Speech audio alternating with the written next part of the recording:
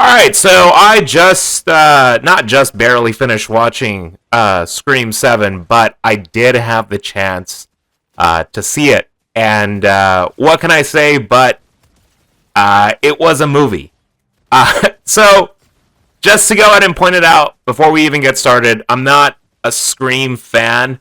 I don't even know exactly what these fans from the series call themselves.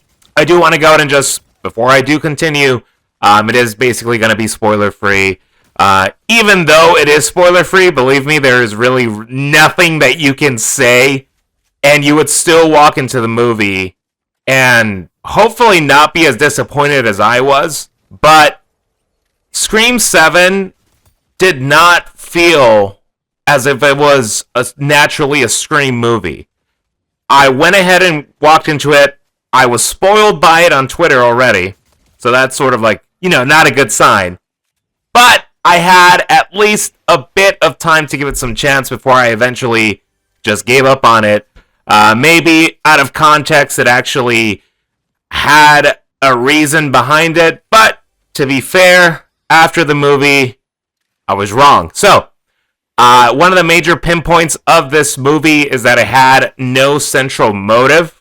You know how usually in the Scream movies, Sydney has either a hamster that, wasn't fed on a Wednesday and it decided to get revenge because, it eventually got sick of it. Some reason at least that ties back to it.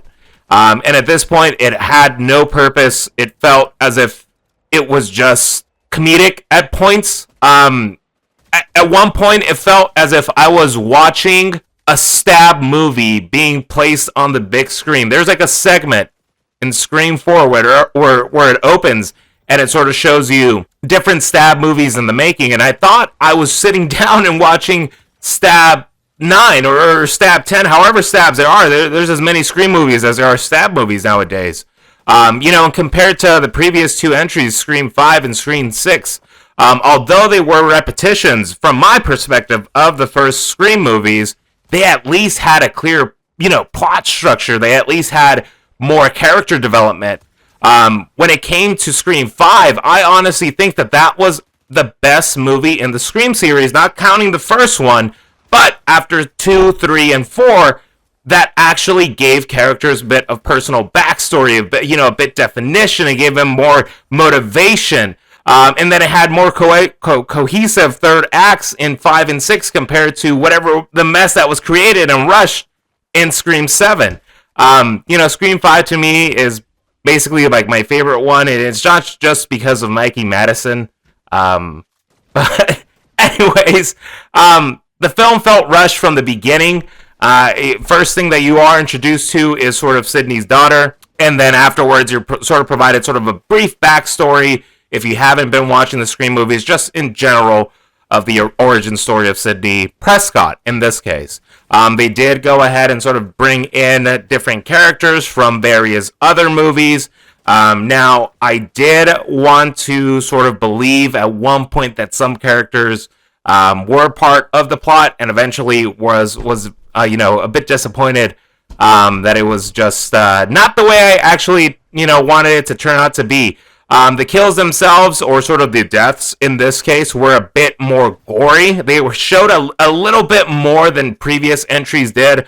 And at one point, it did feel as if they were sort of being brutally over the top to compensate over the lack of story and lack of character development.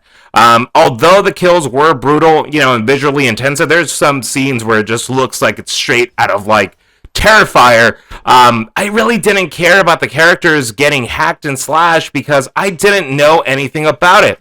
There's a point in time in the movie where there's like, I would say maybe every 5 minutes a character just ends up gone, and I just say, well, at this point, who's next? I didn't really feel connected to them. And at one point, it felt like I was watching a Terrifier movie, but from like Timu. Like, it had shock value over, storytelling at some points. And although it eventually led to the end of the movie, it didn't really feel as if there was sort of any motivation or any connection, ties anything. It just felt as if it was just like a slasher movie. It felt like I was watching Michael Myers go into the wardrobe, swap out, and then afterwards just walked out as Ghostface at points. Now, would I say that this movie is horrible to the point where I just had to close my eyes and never, open them and then never watch it again? No, not really. But I wouldn't say it's something that I would prefer over what the original Scream 7. We might have never have gotten any information from it. But this movie was awful. This movie was a disaster.